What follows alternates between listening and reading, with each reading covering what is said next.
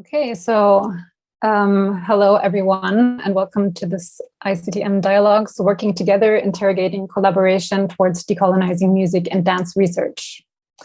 First of all, thank you so much to all the initiators and organizers of the dialogue series.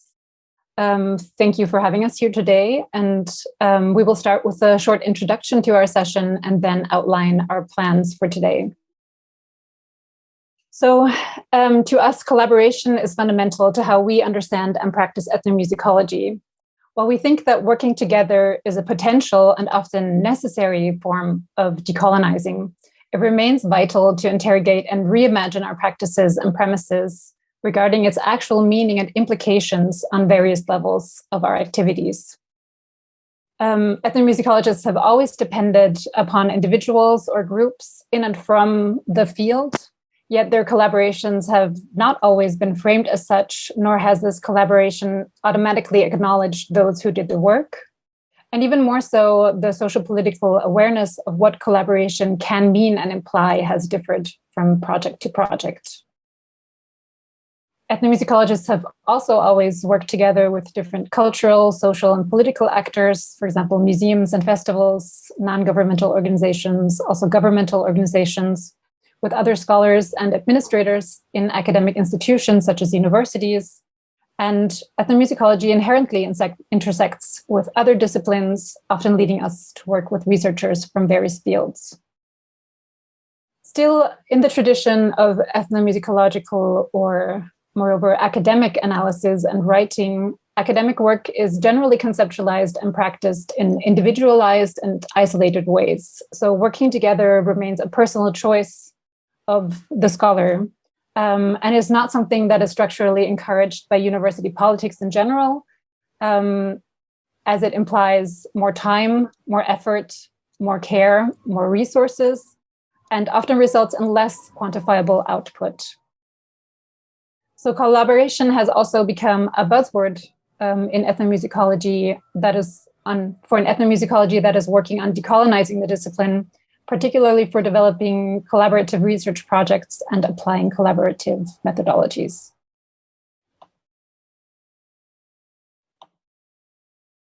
Talia, yeah. Though applied ethnomusicology has tried to include those researched into the research processes, to not write about people but with people, we still need to think about what collaboration in regards to the idea and process of decolonizing means. So this would be the questions that we would like to discuss today. What is the actual work entailed in collaboration? What does collaboration imply for decentering power relations, disturbing objective knowledge, building relationships? Are decolonizing and collaboration simply academic buzzwords with empty promises in a feel-good, neoliberal, neo-colonial academia? And which alternative modes of action and engagement need to be created to form the basis of actual collaboration?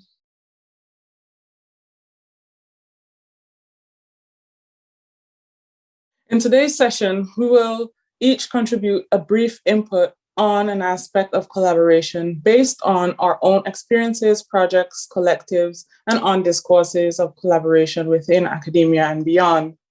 In the past 2 months, we have met several times and have had conversations about what we wanted to talk about today. This shaped both the content of our respective inputs and helped develop ideas in collaboration for the statements around 3 key topics that follow the inputs.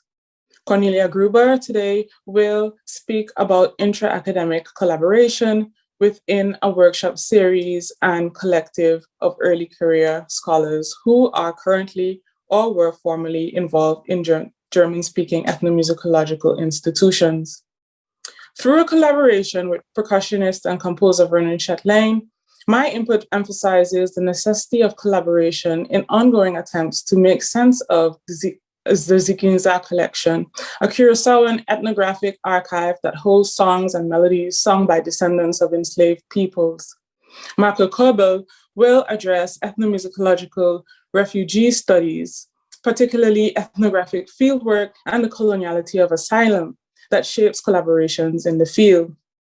And lastly, Talia Bachir-Loopuyt will address the aspect of intra-academic collaborations and the necessity of ethnomusicologists to work with other specialists in order to enhance our understanding of coloniality.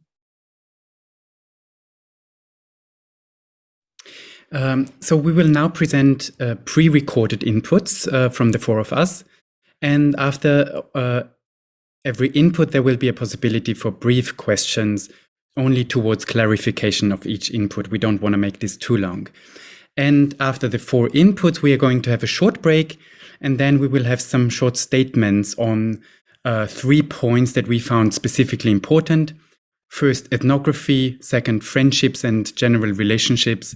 And third, the futurity and longevity of decolonizing practices in relation to ongoing dialogues.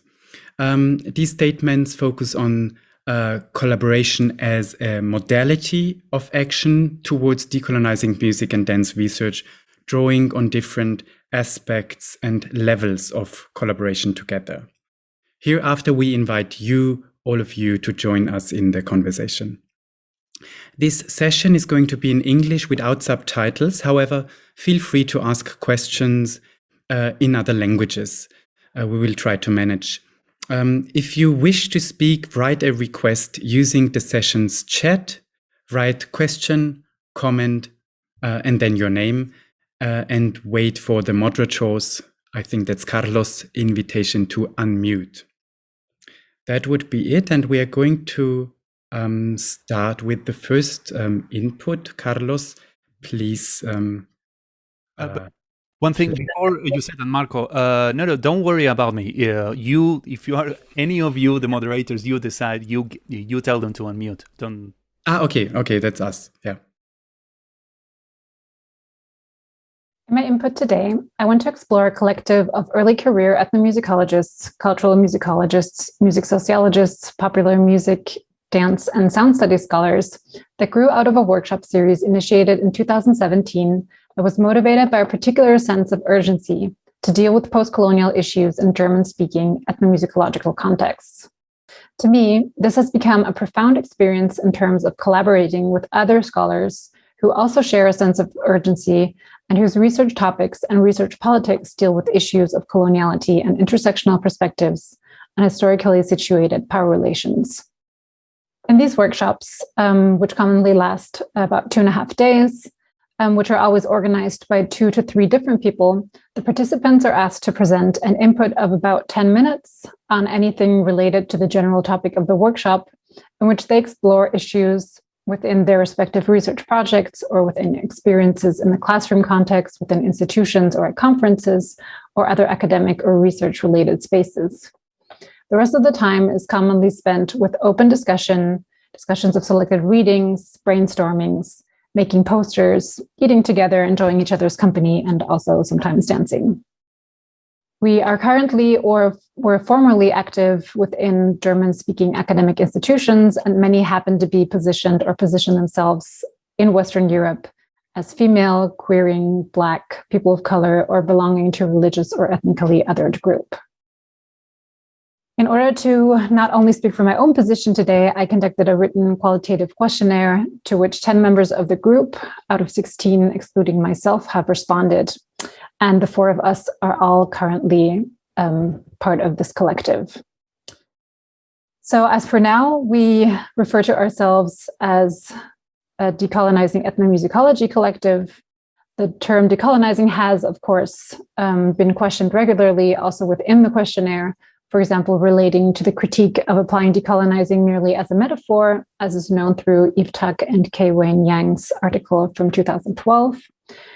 And we were also strongly influenced by a Nayantara Sharon Appleton's text, "Do not decolonize if you're not decolonizing," in which Appleton suggests applying other terms and phrases to be more precise about what we are actually talking about or what we are actually doing, such as diversifying the syllabus and curriculum, digressing from the canon, decentering knowledge and knowledge production, devaluing hierarchies, disinvesting from citational power structures, and magnifying particular voices and opinions, for example, in meetings.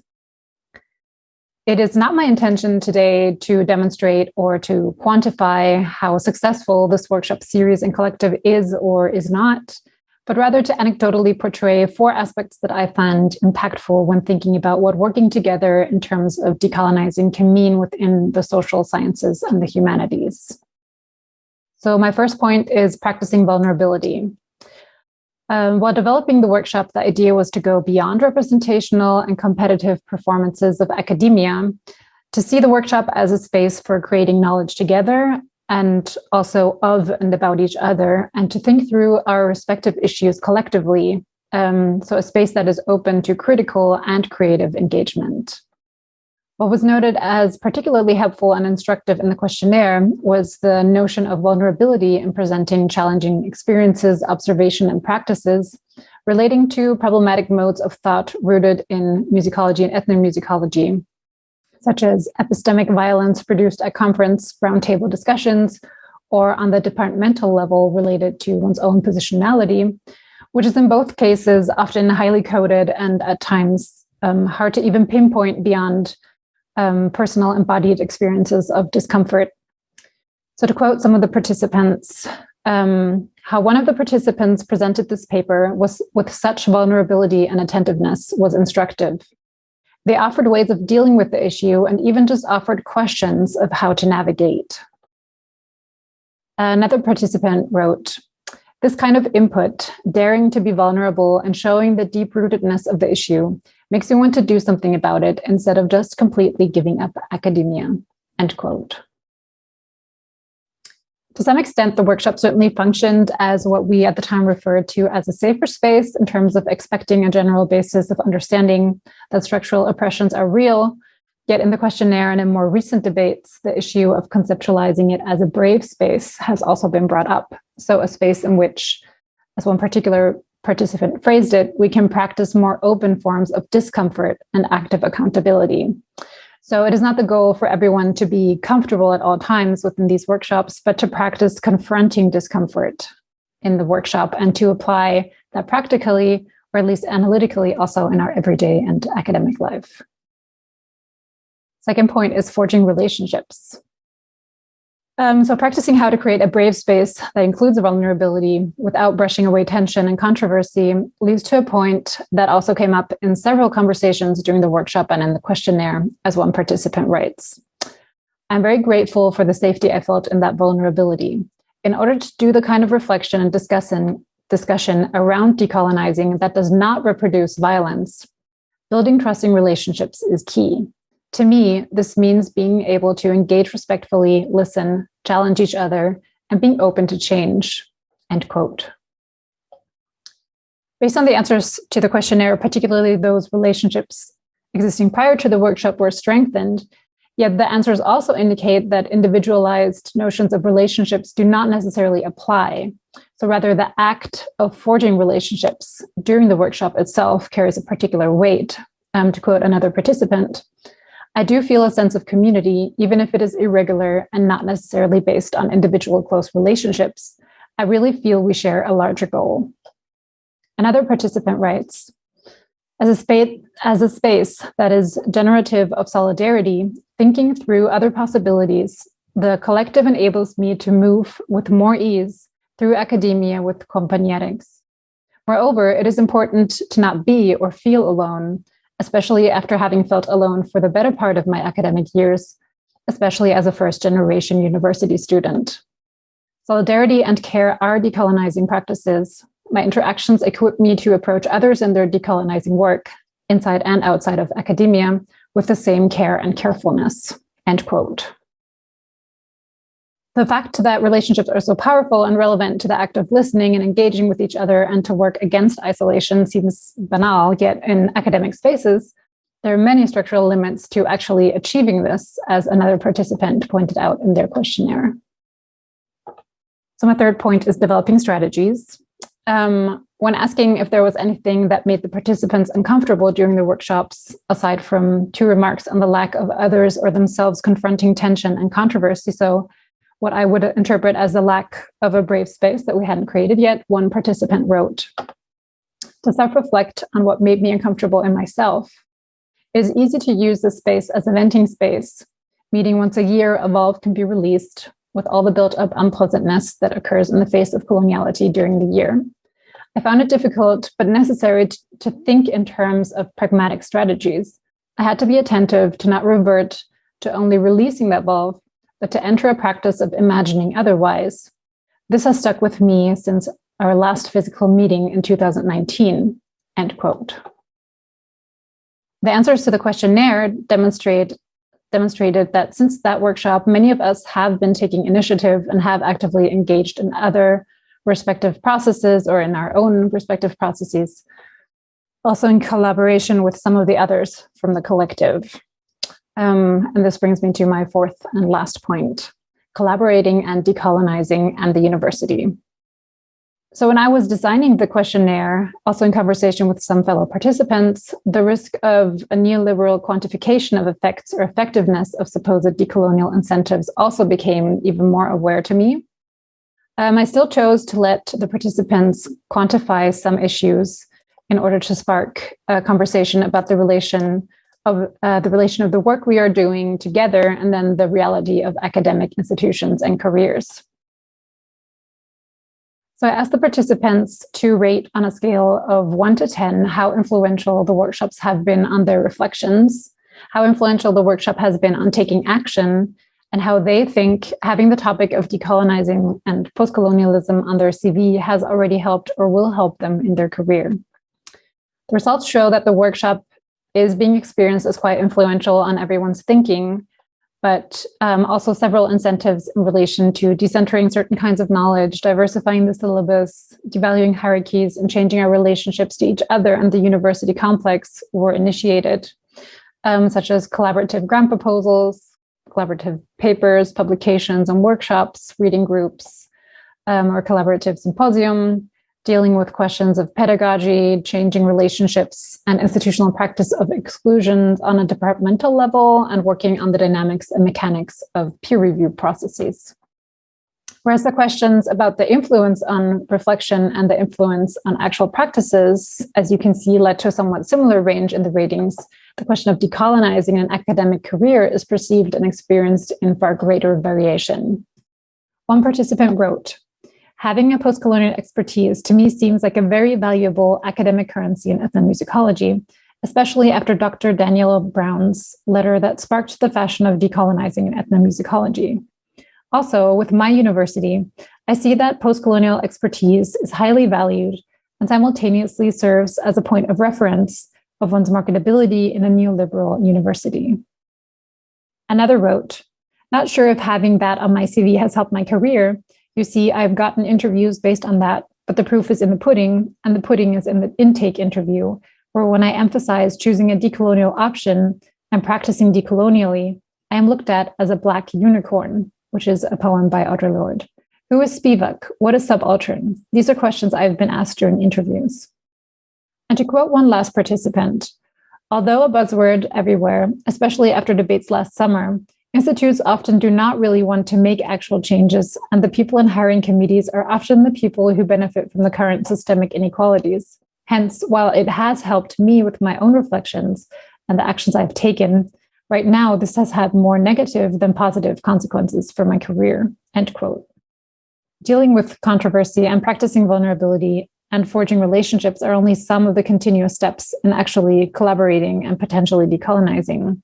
To many of us, it became key to really consider how can we move forward, how can we develop strategies, and how could we perhaps also redirect some of our efforts, powers, and funds to other and additional spaces. So I want to thank the participants for taking the time to fill out the questionnaire, and I want to thank everyone for your attention. So thank you for this video input and presenting our collective in a very comprehensible way. Especially the survey excerpts displayed the implications and effects of this form of interdisciplinary collaboration very well. Any short questions for further understanding or clarification? If not, then we would move on to the second video. I start my presentation with 2 quotes. I am, we are, in diaspora, bodies occupied, emptied and occupied. If we return to the door, it is to retrieve what was left, to look at it, even if it is an old sack, threadbare with time, empty itself of meaning. Dion Brand. The second quote comes from Juno Diaz, who says, I think more than anything, I was just trying to get people to acknowledge how much of what we call Caribbean history and culture is, in reality, one vast silence. I also depart from a definition: to abide, to accept or act in accordance with, to bear patiently, to endure without yielding, to wait for. Togetherness. In music, we always champion this, togetherness. My collaborative work in musicology is informed by my time spent in various panyards in the Caribbean as an observer, listener, and player. Having 120 plus players learn an ever-changing 8-minute arrangement by rote can only happen through careful collaboration.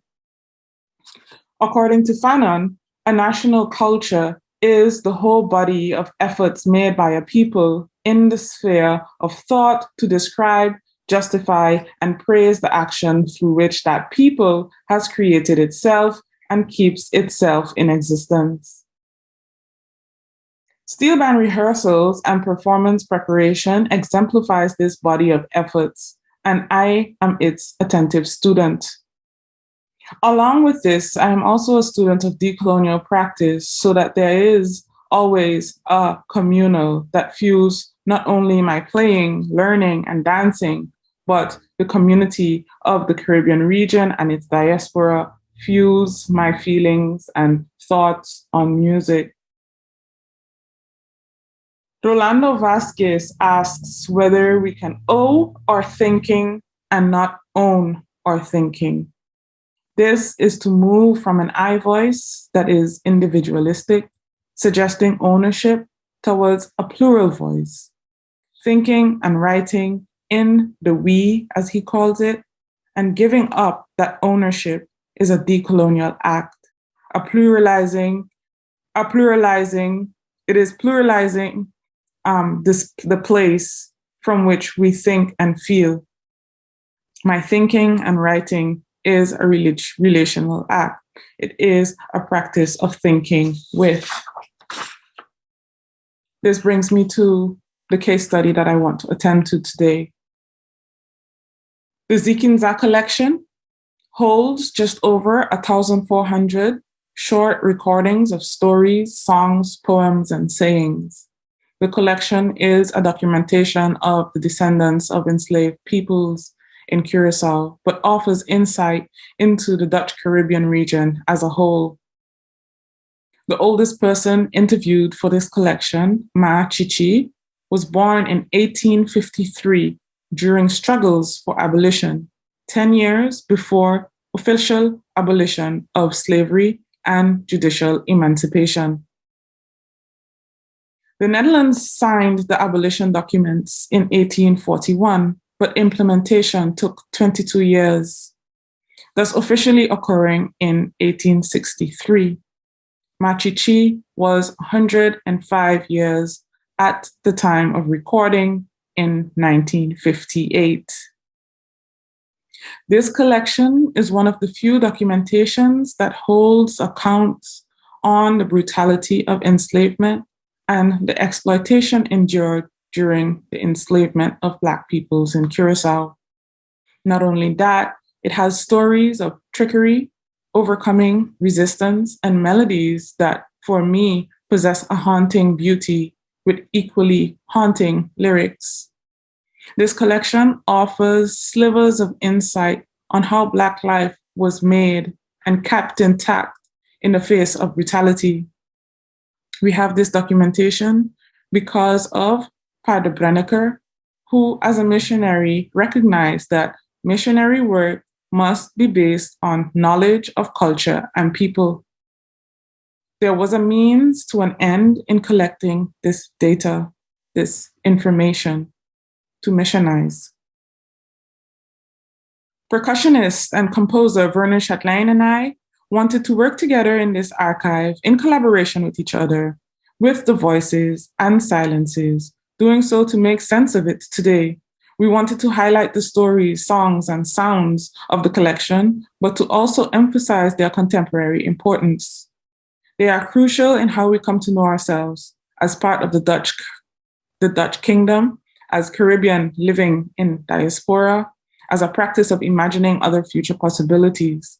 We wanted to keep the ancestors' voices with and as part of our own, as an informing voice. To do so, we sit with history, listen, and feel. This is a collaboration to uncover and personally deal with parts of our past. How do we sit with history, with our ancestors in song and sound? How do we move with the past? Again, Dion Brand, who says, one enters a room and history follows. One enters a room and history proceeds. History is already seated in the chair in the empty room when one arrives.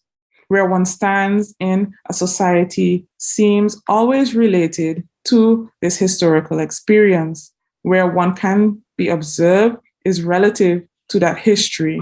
All human effort seems to emanate from this door. How do I know this? Only by self-observation, only by looking, only by feeling, only by being a part, sitting in the room with history. Dion Brand.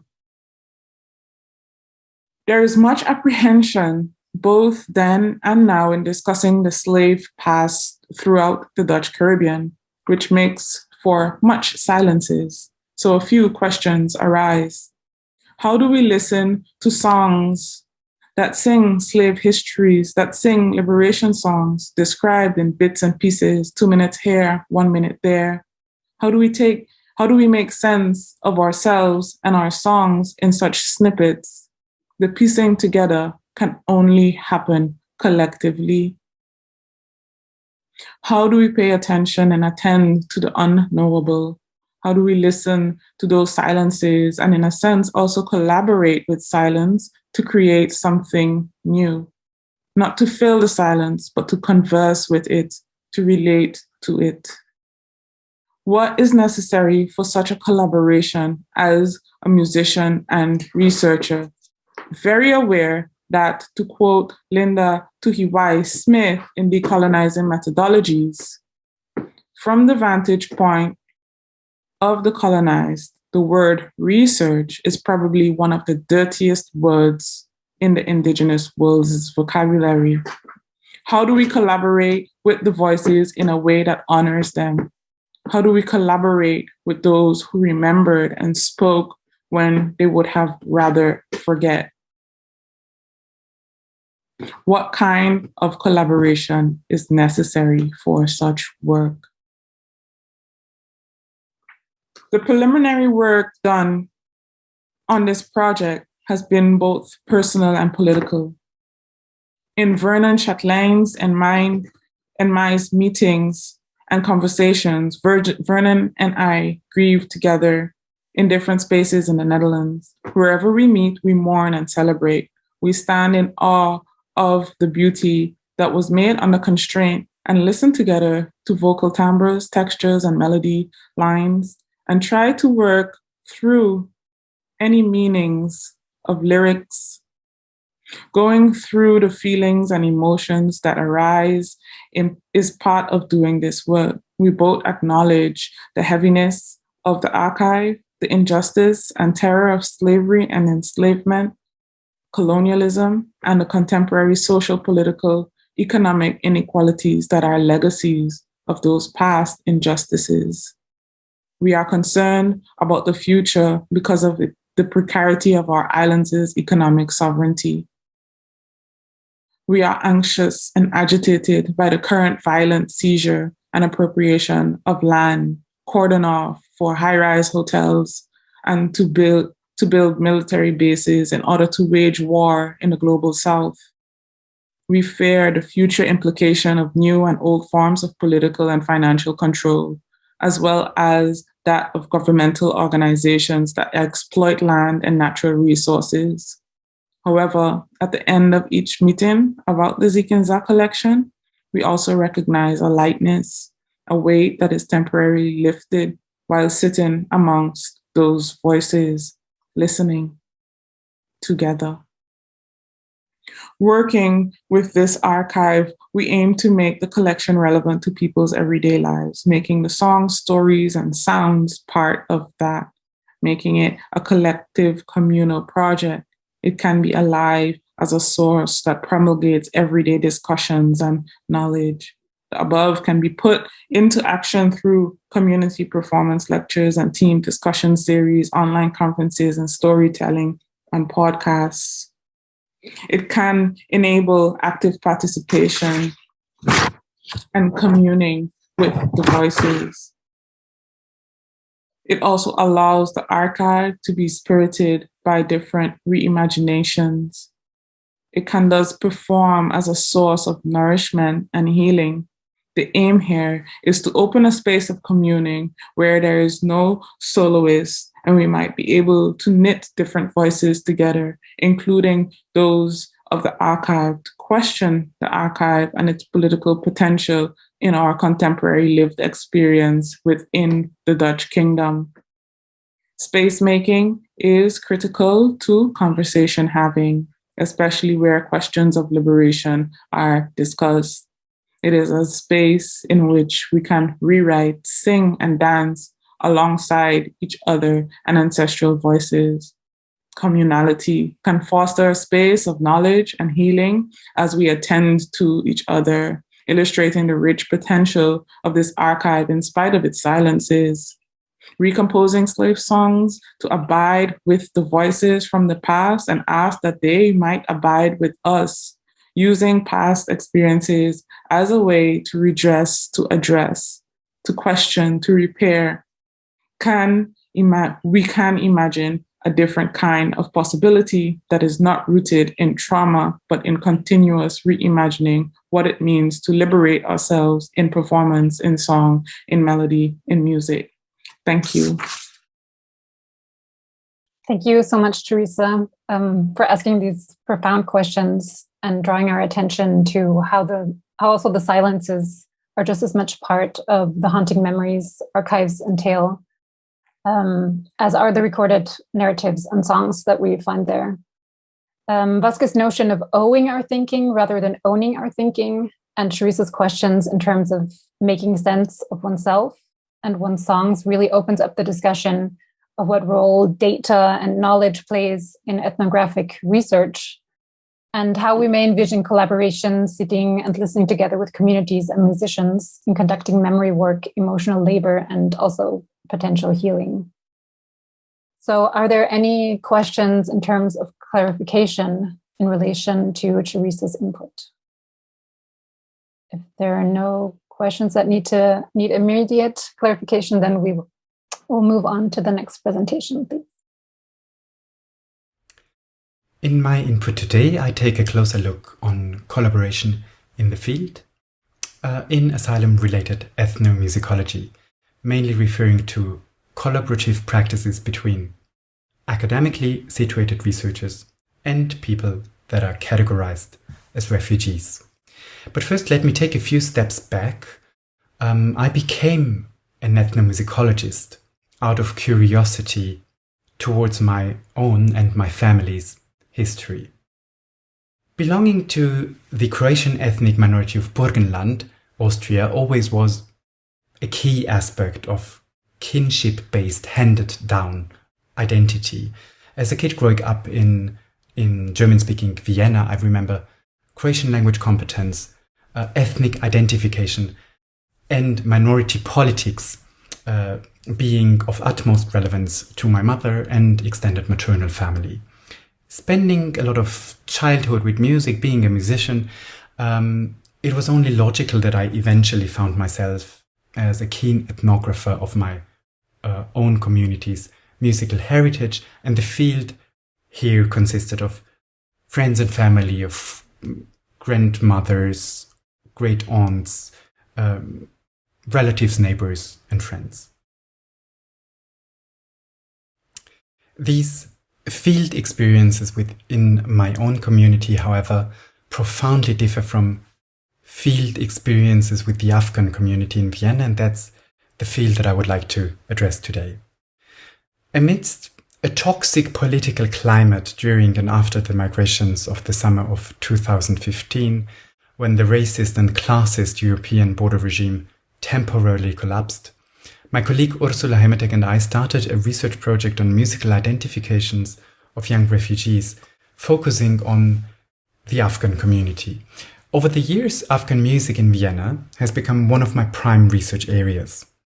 Within this field, my appearance is often read as normative Austrian, especially regarding whiteness, nationality, and implicitly also ethnicity. Within the asylum nexus, I am additionally representing Europeanness. More important, however, in this respect, is the positionality of the people I work with, namely Afghans' social marginalization, economic precarity, and the uncertainty of their legal status, paired with a media depiction as illegal, criminal, and dangerous invaders. Collaboration in this setting is affected by an obvious coloniality of asylum, as I argue. The relation between ethnomusicologists and people seeking asylum is inherently hierarchical, no matter how hard a research design foregrounds equity. Fiorenza Picozza, in her analysis of refugee activism in Europe, demonstrates how this coloniality of asylum tacitly shapes relations between asylum seekers and leftist refugee activists in racialized terms. Similarly to refugee activism, refugee research often foregrounds solidarity as well as political and moral commitment, while in effect bespoke coloniality renders refugee newcomers alternately objects of someone else's compassion. I feel the need to confront this apparent coloniality within my and within others' research, since this research not only takes place in a highly politicized field, but often also claims to actively engage in political struggle. It does so, however, through the asymmetry of struggling for someone else. In Europe, ethnomusicological refugee researchers often are white, situated in academia, and perceived as European, while the people they engage with receive highly racialized attributions as to their non-whiteness and non-Europeanized situatedness. So we could speak of an epistemological practice from Europeanized white over non-Europeanized non-white people. And this reminds me on broader debates and discussions on representational imbalances, as Dr. Danielle Brown pointed out in her open letter on racism in music studies, which sparked the ongoing debate on decolonizing ethnomusicology very much. And I'm quoting her experience of the ways that predominantly white scholars presumed that they understood Black, Indigenous, and people of color, and were authorities on cultures to which they did not belong.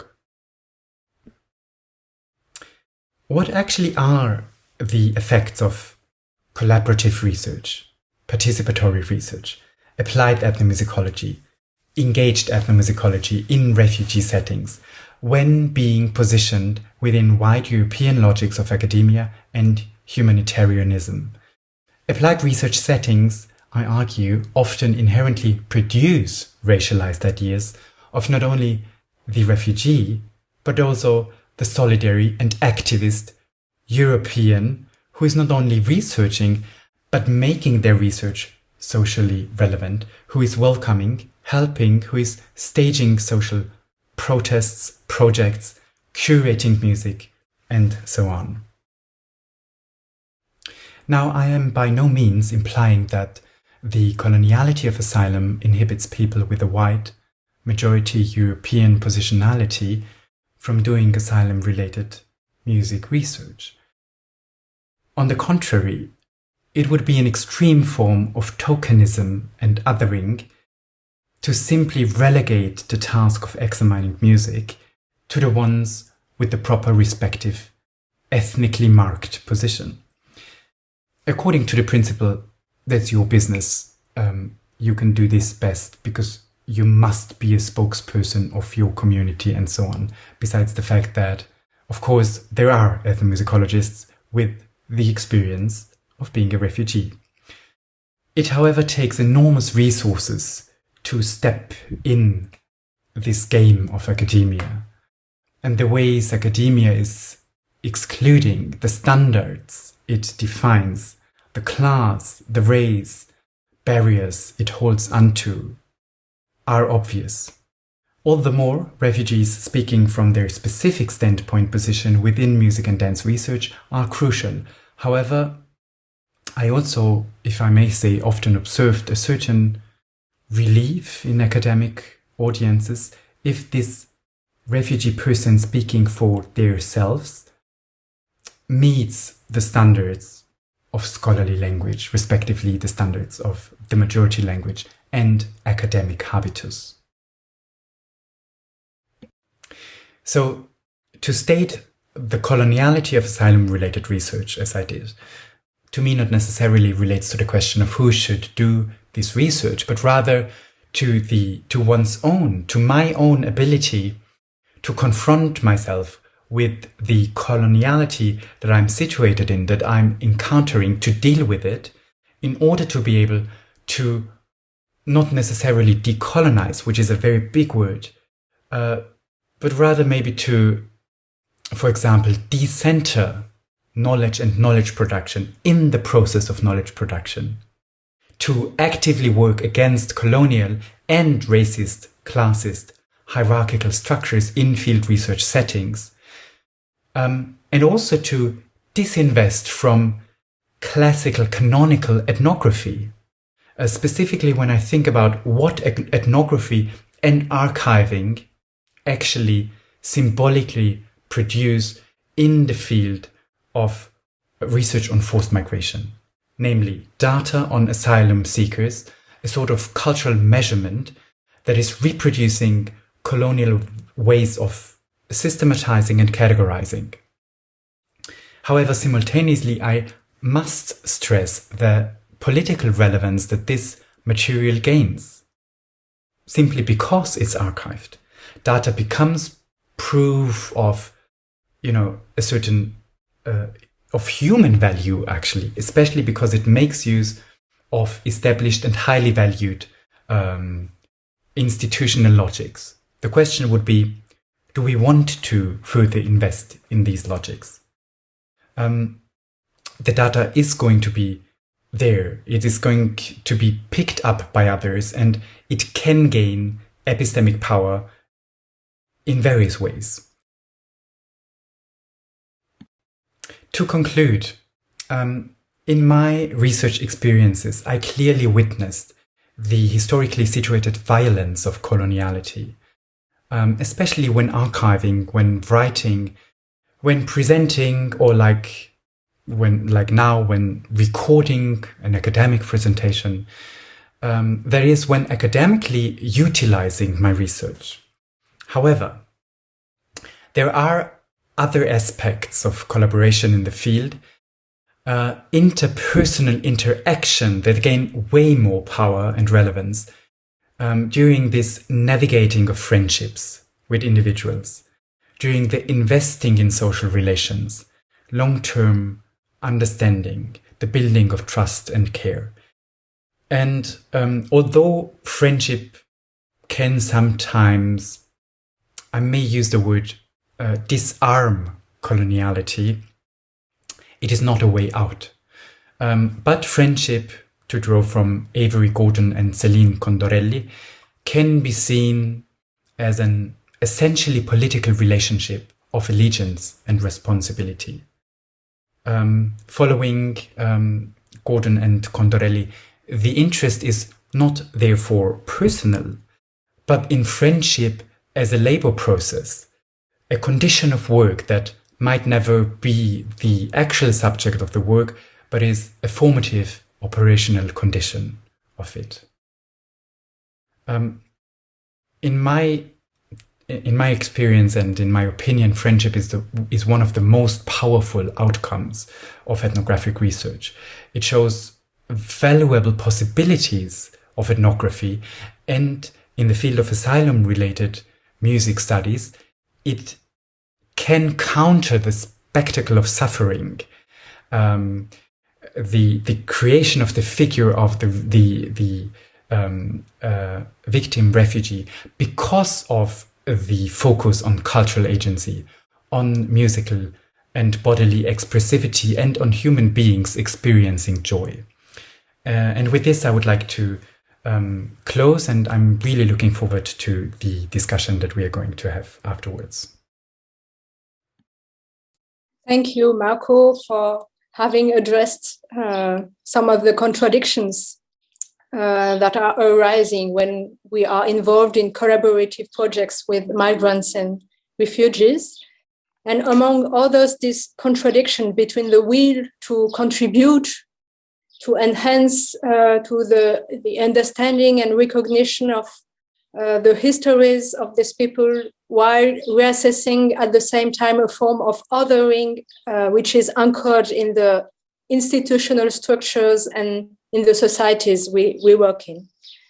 And in this context, it seems to me very important to stress, as you did, the quality of the relationships we build in our fields, and this idea of friendship as something that will counteract the mere aspect of constructing knowledge and a career and so on.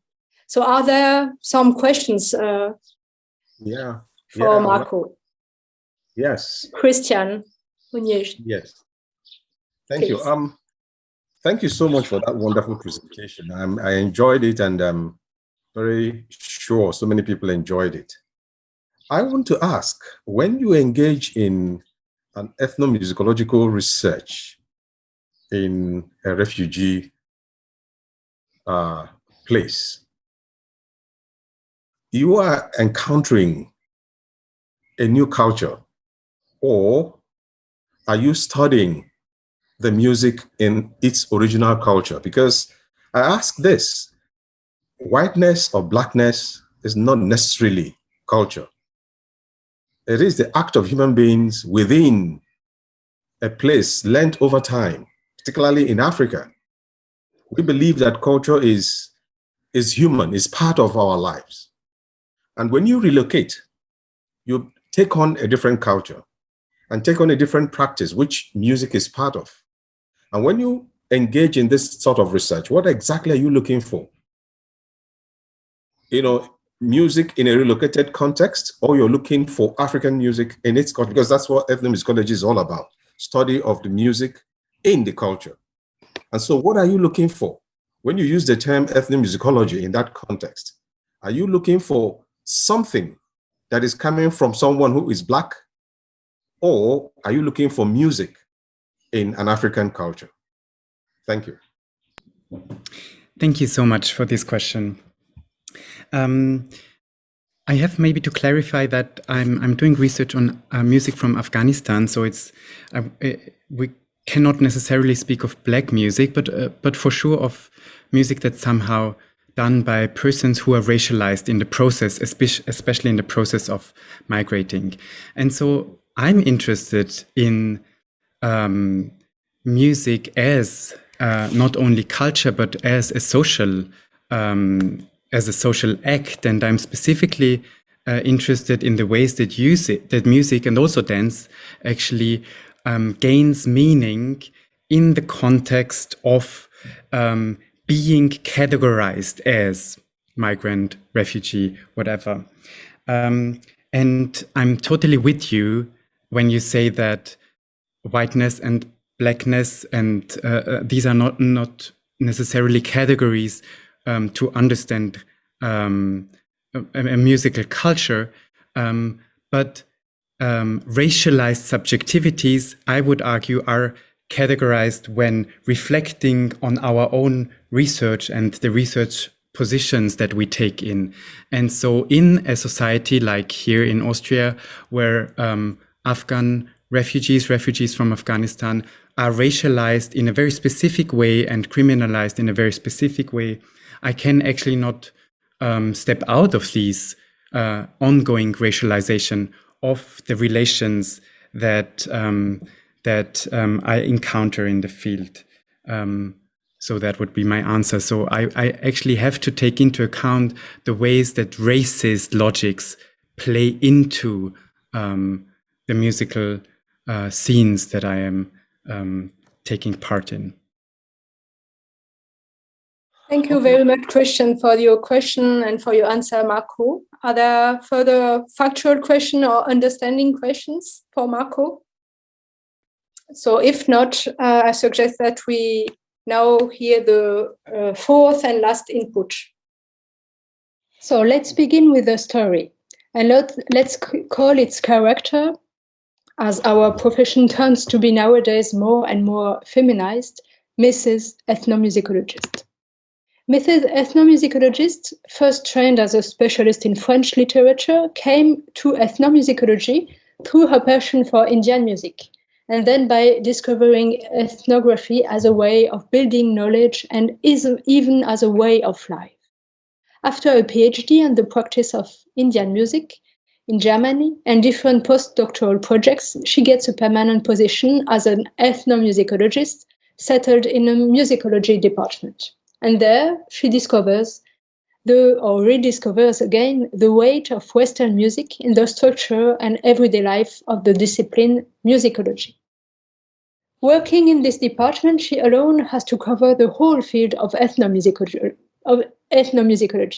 to teach about music practices from different parts of the world, about the history of ethnomusicology, about the ways how ethnomusicologists today work, about the usefulness of their methods to understand the societies they live in. She also wants to go beyond the discipline and to give seminars on transversal issues, mobilities, migration, global history of music. And she would therefore invite, as often as she can, colleagues from other departments and from other universities, musicians and cultural activists for symposiums, seminars, roundtables. And soon she also gets involved in discussions with local institutions of the city, searching for a way to enhance the recognition of cultural diversity and to create, maybe one day, a center for world music. Though often overwhelmed, Mrs. Ethnomusicologist remains grateful for the chance she has to hold a permanent position and conscious of the necessity of these collaborations, even if it leads to renounce to other activities, such as writing articles or practicing music. So she keeps going on. And I will end for now this story. Maybe some of you may identify with some aspects of the everyday life of Mrs. Ethnomusicologist and with the somehow design challenge she has to face as being in charge of the world of ethnology and of all matters concerning society within her musicology department. This portrait shows the necessity for ethnomusicologists to develop collaborations in many directions, and the risk of being overworked due to these multiple responsibilities. It may also suggest a certain hybris of our field, the will to be everywhere, to change musicology as well as to change the world. These are tensions which are maybe not necessarily specific to our discipline, and so are true the problems that arise when one wants to reflect on post-colonial issues.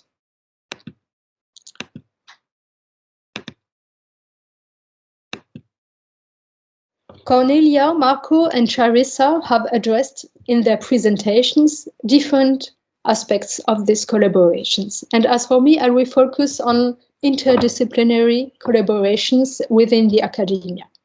My point is that although our everyday experience may lead us to see coloniality everywhere in the academia as well as in the society we live in, and although we may be inclined to stress the specificity of ethnomusicology, we should keep going on searching dialogue with other specialists within music studies as well as in the social sciences. And if we want to decolonize ethnomusicology, we should first remind that ethnomusicology as a discipline is not the same as the approach to knowledge that can be practiced in ethnomusicology. As for my approach to ethnomusicology, it has been marked on the one side by my personal biography coming from a French Algerian family, learning first classical violin and later music from the Middle East.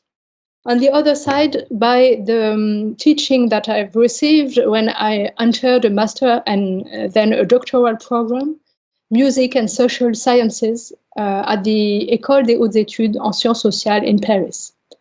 There, ethnomusicology was not taught as a discipline on its own, but rather as a subject of inquiry, a form of knowledge with its history, with its routinized operations that we learn to criticize. Musical ethnographies, in the way I learned to practice them, were not meant as techniques of collecting and analyzing musical data, but much more as a way of understanding musical words, by drawing tools from anthropology, from music studies, from a broader space of social sciences.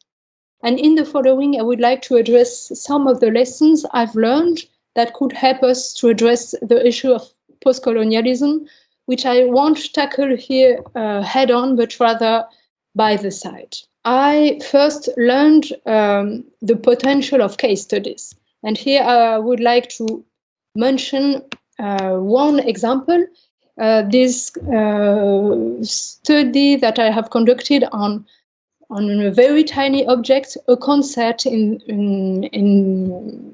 that was staged by the Festival de l'Imaginaire at the Opera Bastille in 2008. This concert gathered musicians from Turkey, Syria, and France in a performance around a Sufi poetess, Rabia al-Adawiya, from the 8th century. And so the assumption on which this project was grounded was that these musicians would share a common musical language, makam, and common heritage, here Sufi poetry. But in the process of preparing the concerts, the musicians, among them there was Waed Bouhassoun, a young female singer and oud player from Damas, and Kutsi Agone, a famous ney player from Turkey, who has spent his life, most of his life in Paris. So in the process, they experienced a lot of difficulties that were summarized by the festival director as a conflict between two musical cultures, the Turkish one and the Arabic one. And the aim of my ethnographic work conducted at that time was to disentangle some aspects of this conflict and the different ways how the musicians interpreted them. Several years later, when asked to prepare a conference on the Festival de l'Imaginaire, I began to reflect on another aspect, which was the relation of this festival to cultural diplomacy. And a bit later again, as I worked in a project about the visibility of Islam in Europe, I began to reflect on the discrepancy between this kind of Sufi music, this as it is presented in festivals, and the daily experiences of ordinary Muslims living in Western Europe. So this was a case study that I first conducted as an ethnography and which led me to take into account plural entangled histories. I did not connect this case to post-colonial questions, until the first workshop of our group. And then I took that case to show how a concert such as this one may show not only a Western logic constructing world music, Sufi music, but also the interplay of different hegemonic structures, making it difficult to locate the empire that we were searching for during this workshop. Secondly, I would like to mention the benefits of interdisciplinary collaborations, this time within music studies with other music specialists. Through a second example, this is a project that emerged from a long-term collaboration with German music historian Geza Zuniden, with whom I had already been collaborating for a French-German junior symposium. And we began a few years ago to exchange our views on contemporary music projects dealing with aspects of the history of migration and mobilities. This led to a French-German symposium, to an issue of the journal Die Tonkunst. And this year, we worked on a larger research program dealing with the ways how musicians today contribute to new narratives of history in plural societies. And our idea here is to include in our scope projects, musical projects dealing with colonial pasts, such as the one of hip-hop singer Rosé, or even such as the one that Charissa mentioned in her conference, but also projects dealing with collective traumas of national histories, with memories of Holocaust, for example, and multi-directional memories of the Holocaust, but also projects, musical projects dealing with historical commonplaces and symbols such as Andalusia, Silk Road, which are linked to an ideal of cultural diversity. Our idea is to compare these different narratives, the way how artists integrate material such as sonic and visual archives in their compositions. For this project, we have gathered people from different disciplinary fields and also a filmmaker, as we want to produce a series of films. We want, with this project, to contribute to the debate on the global history of music that was raised by Reinhard Schrum and his Balzan program. But by reformulating it, we would like to relocalize the questions of global history in the context of French and German societies, to put the focus on the present and on the way how artistic performances contribute to new narratives of music history. And finally, I want to address what benefits I've gained from participating to the workshop of our Decolonizing collective group. The workshop was crucial to me, first because it made me reflect on the generally very marginal reception of post-colonial studies in France and the absence of discussions on post-coloniality in French ethnomusicology. This is not a question on which ethnomusicologists work and work together. Some of them meet some problematics coming from the areas they study in, but it's not seen as a shared problem. And thus, the workshop made me conscious of the fact that post-colonial issues should be addressed not only going from the areas we study in, but also that they should be contextualized in the academic worlds we are involved in. Secondly, it also played a role in a more recent turn of my reflections.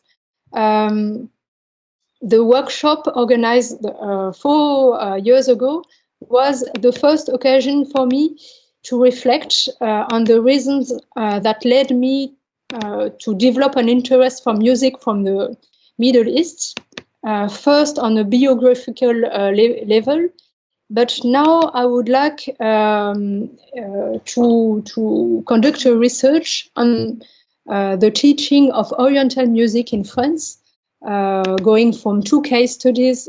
I cannot go into detail here. So the idea for this study would be to cross different perspectives, as I have done in my research before, perspectives coming from different authors, and also to grasp different voices, the ones of teachers and students of these schools or centers, but also of people who see such constructions of Oriental music in a critical way or in other way. And in order to grasp these multiple voices, I will organize, I guess, again, a lot of roundtables, discussions, symposiums with researchers, musicians, and actors from different backgrounds. Thank you, Talia, for offering an example of intra-academic collaboration that seeks to understand how contemporary performances contribute to new narratives of music history, illustrating really that a decolonizing practice requires intra-academic collaborations. Now, are there any questions for further clarification for Talia?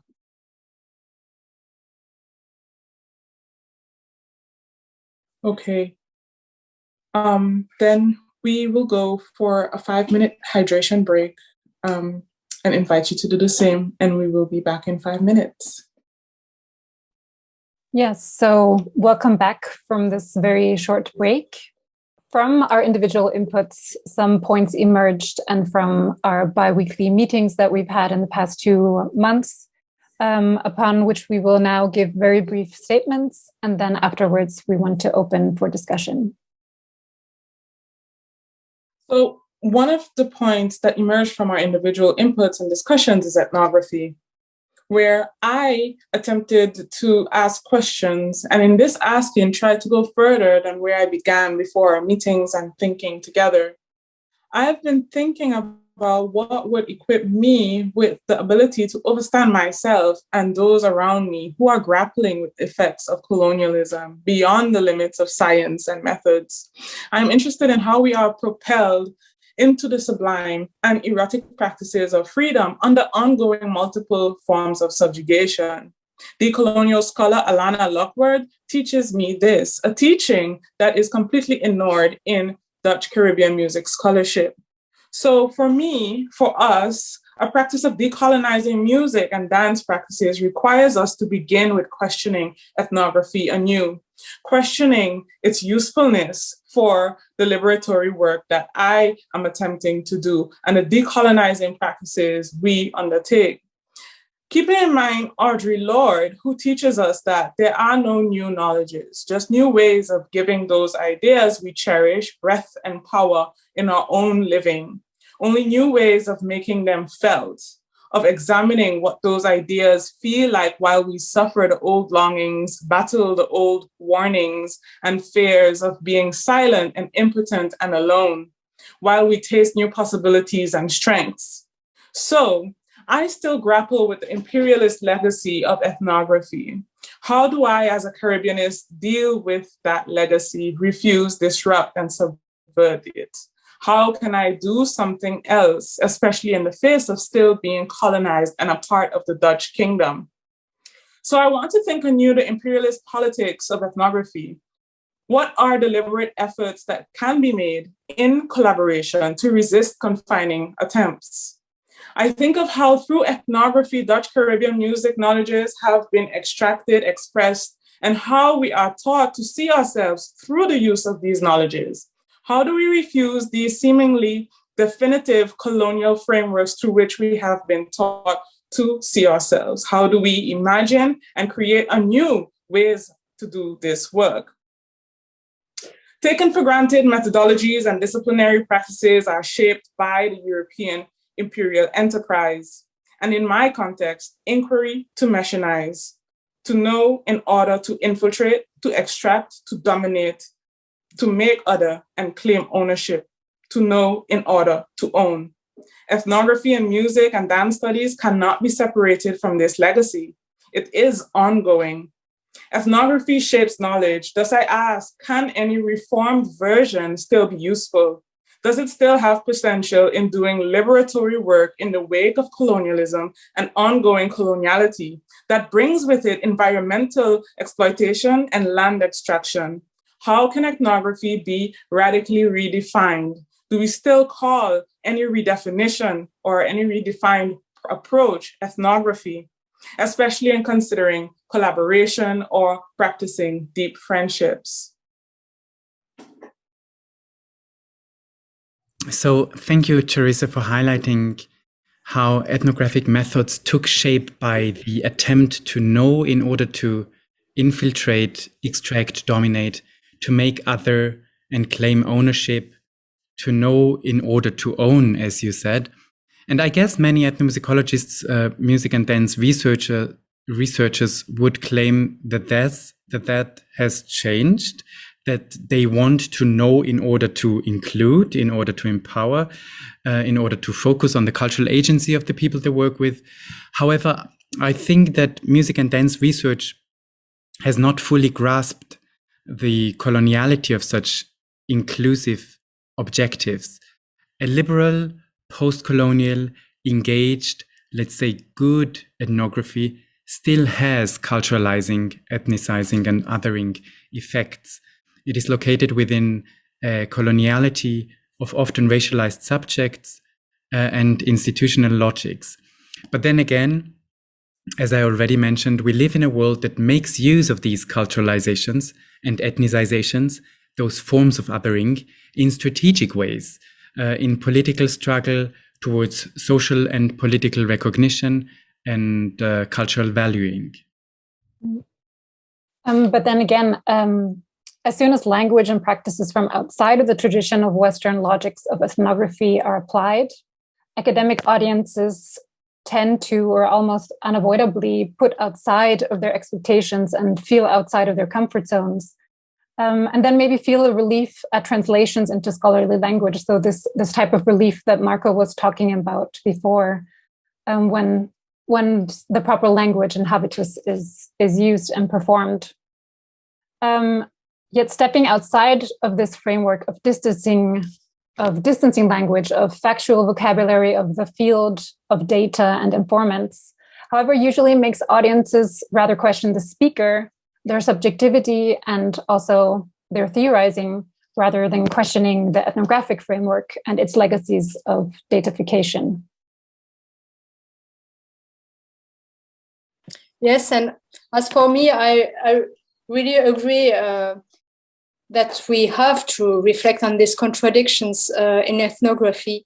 And nevertheless, I still believe that ethnography as a way of building knowledge still has something to help with, or has a lot to bring to our understanding of the societies, and maybe to have some effect. So for me, the problem is rather the discrepancy between an ideal of knowledge and the effects, which are sometimes contradictory. And what I think is that our role as ethnomusicologists is to use our position, when we have one, or our academic legitimacy to organize events and to give the word for people who have been silenced, to open the space for voices that would not be there otherwise. And in this, we have to do this in our university, in the media, if we can, in festivals, and in every place we can. I would like to maybe come back to this topic of, or this also linguistic metaphor of making room for voices that have been silenced, maybe later on in the discussion. In the meantime, we are moving to the second topic that we identified as important, friendship and relationships in general in the field. Ethnography means status within ethnomusicology, and this status is measured by the data that is actually generated via interpersonal interaction with people. And these relationships constitute now the second topic. We, as many other ethnomusicologists and music and dance researchers, commonly frame that interaction in the field as equal, dialogical, and participatory. However, the methodological conception, the use of distancing language, of factualizing language, the handling of field material, and so on, often stays within the realm of classical modes of ethnography, securing scholarly respectability. For example, the language in which we present relationships, for example, in project proposals, as mere informants. We do not understand our partners in the field as mere informants or respondents. But the way we present knowledge still relies on these concepts these terms convey.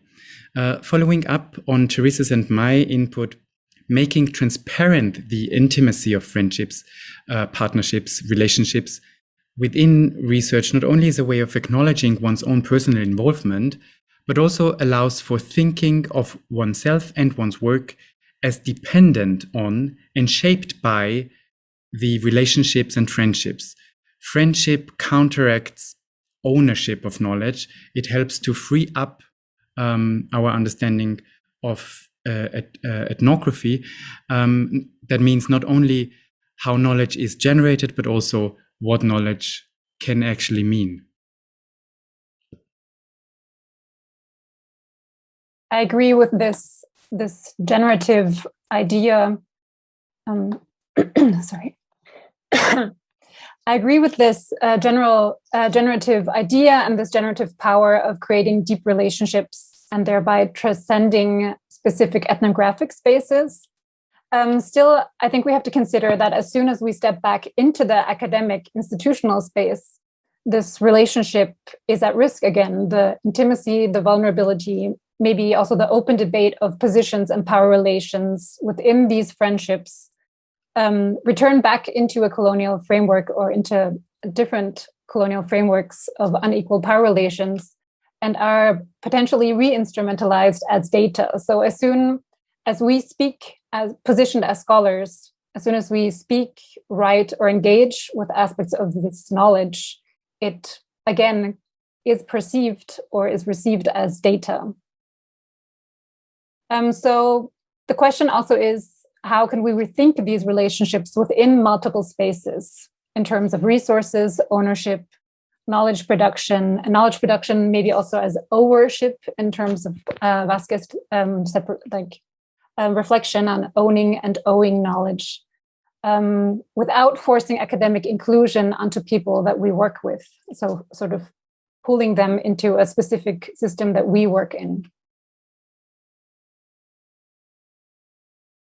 Yes, I totally agree with Marko on the potential of friendship and with Cornelia on the fact that it is very difficult to bring this aspect into the academic discussion because of the formats that make our relations something other.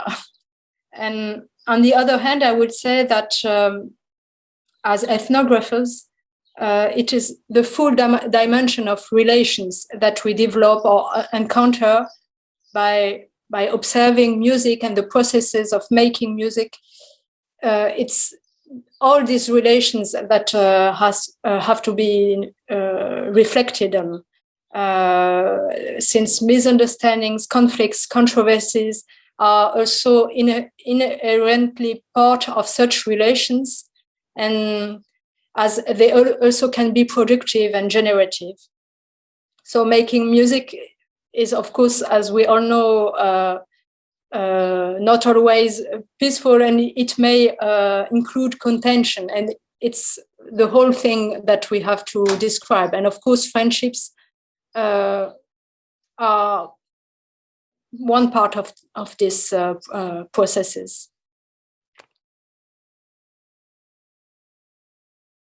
So according to Catherine McKittrick, friendships are a way of doing intellectual labor together.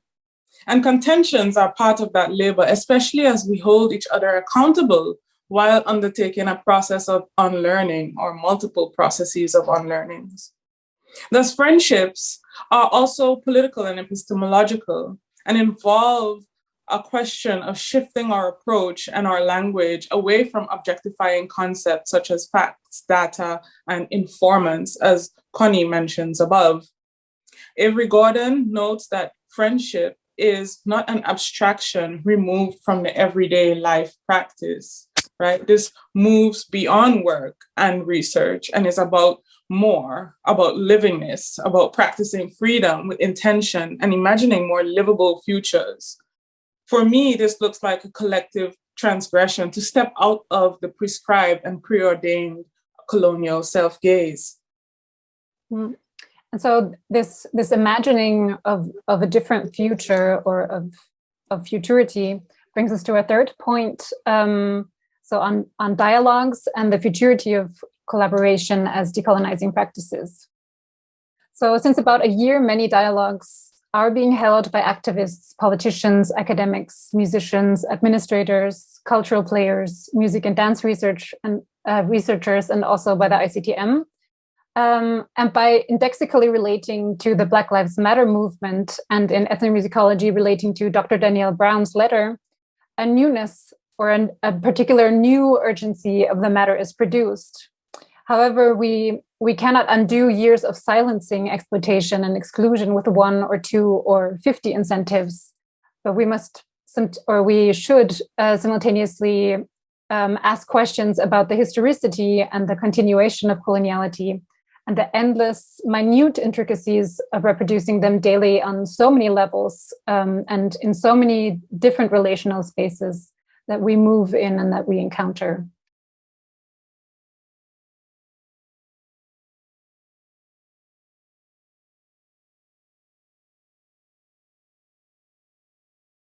Unmuting.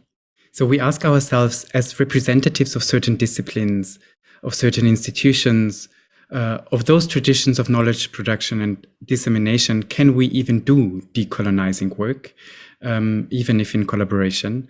When are we doing this work? With whom are we doing this work? Who is in the room, also metaphorically?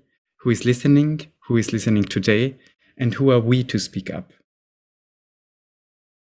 We also ask ourselves, what are the effects of these dialogues towards decolonizing efforts? Based on our experience and the inputs we gave today, it is clear that the long durée of colonialism and coloniality and their afterlives want to be undone and reworked without radical discomfort and uprooting or without careful everyday practice. Not only in the classroom, not only within curricula and syllabi and diversification.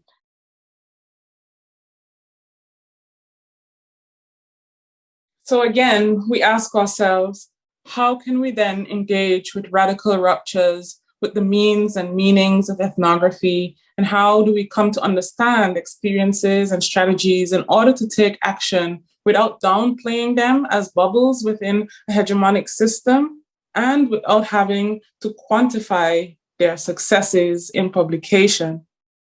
In order to think about the sustainability of anti-colonial action, what are their potentials? What comes from them?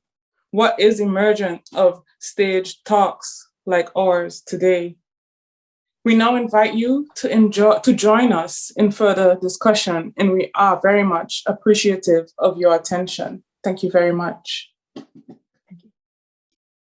So if you have, if you want to say something, please write a request in the chat. Thank you so much for sharing your experiences in collaborative research. I agree that friendships are very important, when we do work. We need to take friendship a bit further. I think in order to decolonize collaborative research, because there are always these power hierarchies, that we have to cross. And I'm one of those who are trying to say that horizontal type of collaboration is very important. So in order to do collaborative research in a horizontal way, we need to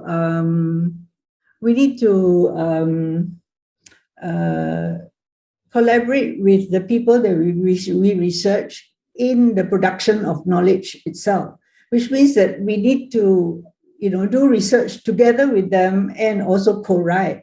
So I would like to ask whether if you could just comment on this. And secondly, that I think Marko mentioned that that you also engage in political struggle. Of course, that is very, very important if we are trying to decolonize the field. Yeah. So if the people that we research about in some kind of political dilemma, or they are facing a political problem, then we do have to take sides, right, when we do research. So could you just comment on that, please? Thank you. Maybe I'll start commenting on the second point, and then maybe someone else wants to take on the first question. Engaging in political struggle seems, as you rightly said, Suibeng, like in the middle of what we are doing. Actually, if we encounter the ways that political struggle happens, and I think a lot of music and dance researchers would agree, and actually a lot of music and dance researchers, because of that, resort to the realms of applied and engaged ethnomusicology to make the research somehow bigger than what's maybe considered academic knowledge production. And what I try to state somehow is that within these taking on of political struggles, we often, and I actually just want to state that because I don't have any solutions, or I think it's actually only important to be fully aware of it. But in these kinds of political struggles, in entering them, we actually face some kind of being positioned within a colonial system, or with the coloniality of I think we mentioned, or in our discussion at least, we mentioned the coloniality of inclusion. So if we from certain often powerful positionalities speak about inclusion and want to make inclusion happen, then as much positive effects that can have, this still very much relies on colonial logics. And I think specifically, let's say, liberal and leftist political and anti-discriminatory political struggle are very much endangered to oversee that. And I'm somehow I somehow think that for me it makes a lot of sense to really be attentive to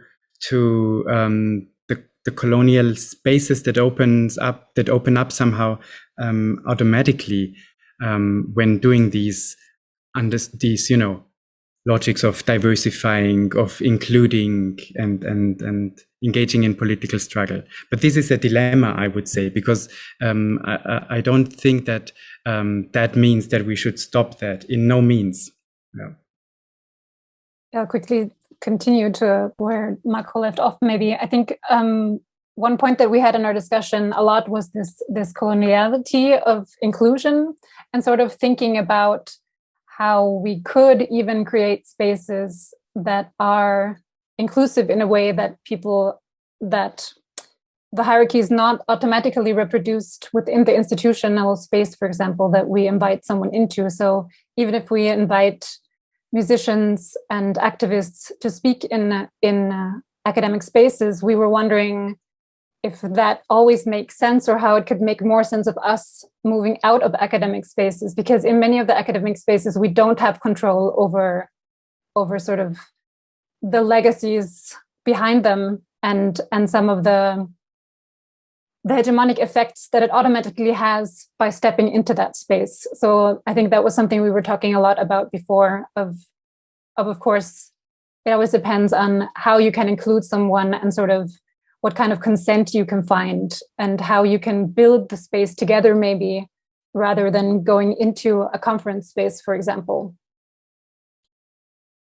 Yes, I agree on that, but universities are not just we can host other kinds of events as just conferences for researchers.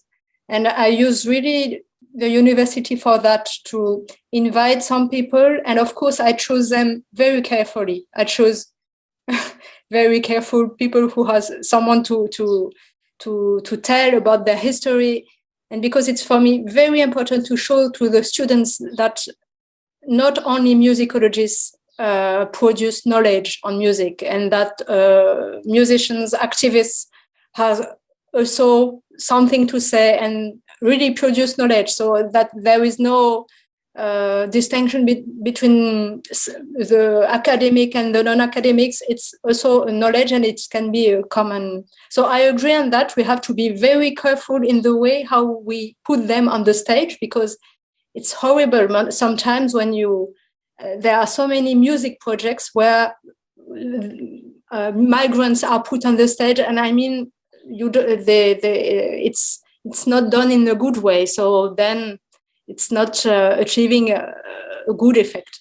But we have to, nevertheless, it should be done. And I think that the classroom, just to quickly respond to that, I think that the classroom is a better space in some ways, because we may have more control over how we can create the space together, and especially this idea of a brave space that can be created in classrooms, for example, where you can confront discomfort and have to be able to confront difficult questions. I think that is a really productive space that then is not only created by me, but together with a lot of other people. And of course, you can plan it together from the beginning.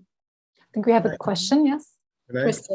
Yeah, thank you. I listened carefully about this inclusiveness and somehow putting, our exponents on stage in the classroom, or, inviting them to the academic space, or whether the academic, the students and maybe lecturers, musicologists should get into their space to be able to learn. And of course, we understand that indigenous knowledge is not created in the classroom. It's not made in the classroom. It's not made in institutions. It's made in the culture, in the space of the exponents. And this is not just knowledge, but also bears spiritual implication. It has meaning that are beyond, the space. Of course, there are heritages that go beyond what we see, particularly in Africa. And I would caution that, that we should be careful in dealing with indigenous materials and details and exponents, if I will categorize them, because when we're dealing with some of these things, we seem to be looking at the periphery. Most of the time, what we see externalized have or has deeper spiritual and human meaning and implications. And therefore, when we want to learn them, that is what we do in Africa. When you want to gain the benefit of this knowledge, you must humble. In fact, you have to invert the position. The hegemony of the scholar or academic has nothing to do with acquiring such knowledge. You just have to go bring that person that you're learning from at the top. He or she at that point in time is more important than you. You have to humble yourself as the learner to be in the space and abide by the conditions, of that learning process. Otherwise, you might get bits and pieces of things that may not be useful to you. So in handling this collaboration and the coloniality of this process, we must understand that when we collaborate with indigenous music, people, and we want to learn from that source, we may find it necessary to move out of our comfort zone and relocate to the cultural point where we have the source and where the person who is collaborating, who is teaching, is comfortable to give us what we want. And that is why most of us, we want to stay in that context to learn, because there are certain things you will even observe that may not be able to be done when you invite the person to the classroom or when you bring the person to the stage to discuss. There are certain limitations that accompany such relocations. So I'm thinking, and I would suggest that it would be best, if it is possible, if it doesn't require, long travels or out of our intercontinental travels, as the case may be, to take your time to go into that context. Because like I said, it's beyond music. Ethnomusicological studies beyond the sound you hear. Sometimes the sound is just a demonstration of other things, because we have extra musical implications and knowledge that may not accompany the sound just like that. You need some time, some experiencing within that space to be able to learn, to be able to understand what is being discussed or what is even being presented. So I'm thinking that sometimes in academia, we seem to take just a little bit of it and begin to theorize and claim superiority. That hegemony of being, scholars, we seem to, take advantage of it and forget that, like Talia said, that these people are also bearers of knowledge. They own that knowledge and they know the source of that knowledge. They know other things that are around and within that knowledge that we cannot, just take away just like that when we move about with it. And so it's important. And that's why sometimes when there are certain studies you make, you would first of all acknowledge the limitations of that study, because in the context of that study, you cannot get everything that, are required or necessary to understand what the study is all about. So that's my suggestion and my contribution to this discussion. Thank you.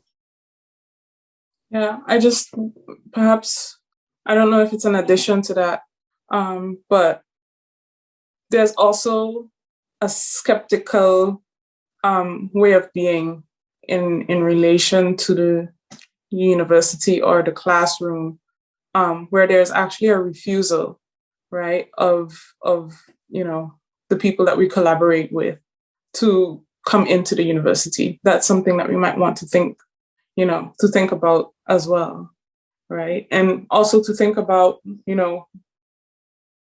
how exactly do we theorize, and does everything that we get our hands on need to be theorized? So it's not even a matter of taking a little and then running off to theorize, but it's a matter of thinking and, again, humbling our position as Rolando Velázquez teaches us, to humble our position and to listen decolonially and to really ask ourselves whether what we're engaging with needs theorizing in that sense, because not everything needs to be theorized.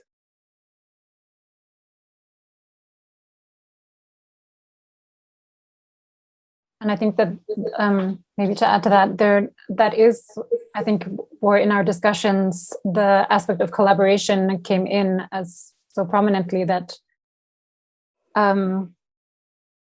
that in terms of thinking about what is the information that is useful to us, but also in dialogue, in collaboration, actually thinking about what questions to even ask, and that it's not only questions that we are maybe interested in a particular moment of time, which will probably change also through the knowledge and or especially the experiences that we have in different musical fields and musical practices.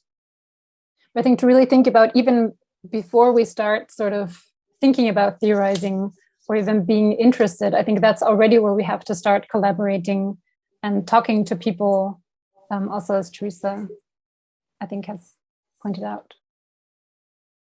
And I think this idea of collaboration actually shows in a very good way that this is not, or all of what we are talking now are not decisions that we make or that singular researchers should make, but that's actually something that must come out of a collaborative thinking and of also the relationship and friendship aspect.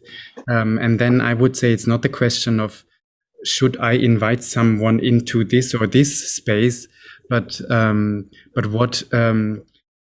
what comes out from a collaborative approach, and how is this developing? And it's not something that is to be decided by someone.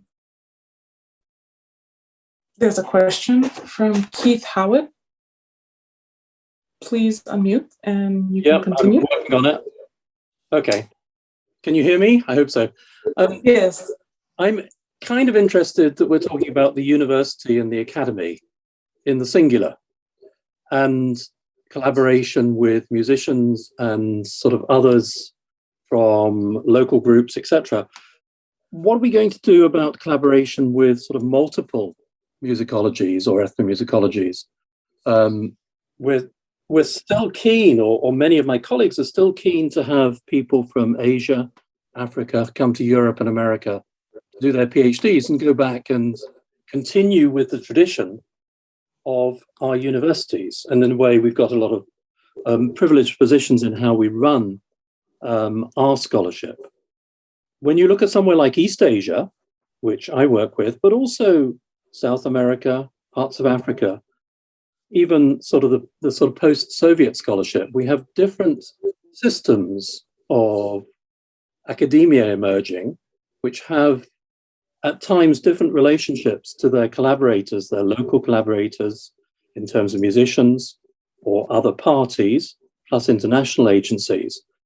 And how are we concerning ourselves with creating a collaboration which can be inclusive of those different musicologies? Do you want to? Yeah, I think it's a tough question. Very good question. Thank you very much. I mean, a lot of that is happening in my own experience in international conferences, that you have sort of initiatives for collaborations, but I do think that there is not enough in terms of really thinking through different histories of ethnomusicology. And I think that is maybe part not only of decolonizing, but of decentering ethnomusicological historical narratives, of understanding how, of course, we spoke from a very specific position of our experiences in I think Western European universities. So of course we spoke in a singular, which is very simplified. But I think that it does have a lot of potential. And from my experience, I think symposiums and work and conferences can be very useful. But I do also find that actually doing workshops, for example, where you have a very particular space where you can collaborate and think about these different legacies of ethnomusicology and different forms of collaboration in terms of the context of our talks. I think that really offers so much potential that is not really being used right now, and where we still have like a lot of work to do to not only have those single narratives of ethnomusicology and of musicology and of how we practice ethnography, because even when we rethink ethnography, of course, we are thinking of a very particular school of ethnography in a way, which of course differs very strongly. I think Marko, would you like to add to that? Yes. I think these collaborations with, let's say, differently, also geographically differently located musicologies or ethnomusicologies would have made a wonderful fifth take on this on this topic of collaborations. We actually spoke about that in our meetings. Specifically relating to conferences, we shared an observation that often, I think you mentioned the ex-Soviet regions. For example, researchers with this background often are somehow. And we also mentioned this kind of relief when someone speaks in a way that is proper to, let's say, an Anglophone, and maybe also specifically theorized version of ethnomusicology, and the way that, let's say, for example, people from former Soviet countries are met with a certain, let's say, with a certain distance, or with a certain regarding the language, regarding the theorizing, regarding the way they present, often also descriptive ethnography. And I think that would be, and that we can find that in so many, let's say, histories of geopolitically located ethnomusicologies, that this would be something extremely important, because I can see, and we also, I think we all can see clearly, that a specific form of presenting yourself, of using language, but also language competence, and also maybe visually supporting what you want to say, and also theoretically supporting what you want to say, and also the methodology that you present, that there is a certain standard that's actually not really questioned in a way, because this is the standard that we obviously agreed on as using as the standard that we want to measure ourselves with. And conferences are a realm or a space of academic competition as well. And so I guess these forms of collaborations would be extremely helpful in, questioning the ways that we prioritize a specific version of performing knowledge. I just want to add, I think it's really an important question, but we cannot solve it so globally because we cannot know all musicologies from the world, but we have to be aware that this is a question, and each one of us reflect on our own musicology tradition or the academic culture we come from. But what helped me towards a reflection to the consciousness of the pluralities of musicologies is what it was to work a lot in binational programs. So for me, it was a lot of French-German programs where young scholars from France and Germany were meeting, or francophone, because it was not always French, it was also francophone from former colonizer. So it helped a lot, such binational program, and now I try to do the same with Maghreb, but with Algeria, it's not so easy to find some fundings to reflect on binational or trilateral programs is interesting also to have a space for collaborations. I would say not just one person speaking for the tradition, but 3 days workshops as we did. And now I'm in France, but actually it could be something following, enlarging the workshop to a binational program or bilateral program. Why not? And then it may help. I have a question. Yeah. When you collaborate with someone who is not a scholar, who is not trained, but is a cultural owner or a cultural bearer, who gives you all the details you need for your research, for your discussion, for your theory, or whatever you are engaging in. Is it proper or improper to make such a person a co-author in a published work where he or she contributes substantially to the knowledge that is being discussed? Because we have been, avoiding this in academia. You walk into, a place, engage an authority in indigenous music, for instance, secure all that you want to secure from that person, and you walk away, say goodbye. I have followed the ethics of the research by getting your consent and collecting all I want to collect. But you go ahead, appropriate such knowledge as yours.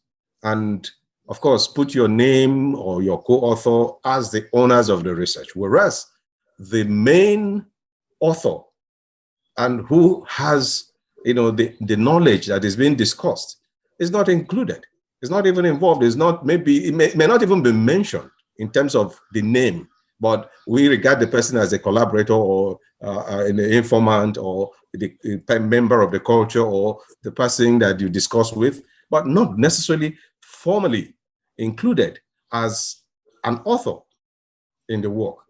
Is it not possible for us to interrogate this in academia to begin to understand the stand of such persons in our research in terms of what we are, bringing forward, really? That's my question. Yeah. Thank you very much for bringing that up again. We sort of passed over that question from Sleebang before. Sorry, I was away. No, thank you for reminding us. I think it is being done. I personally have not co-authored a paper with people that I've worked with in my research for several reasons, but I know that it is being done, and I think that it is absolutely important practice, and that I think the problem is, of course, with acknowledging how much work that is, because even the four of us doing this panel or this session, we were surprised at how much discussion we needed just to figure out how we want to do this presentation. And so as soon as of course, I think many of us have been collaborating and writing.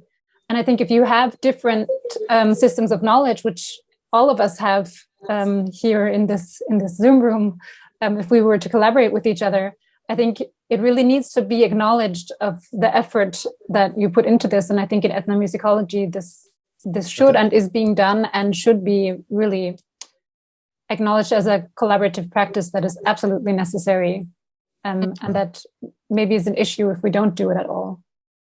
It's okay. Thanks. We only have 1 more minute, so would someone like to make another statement or have a last question?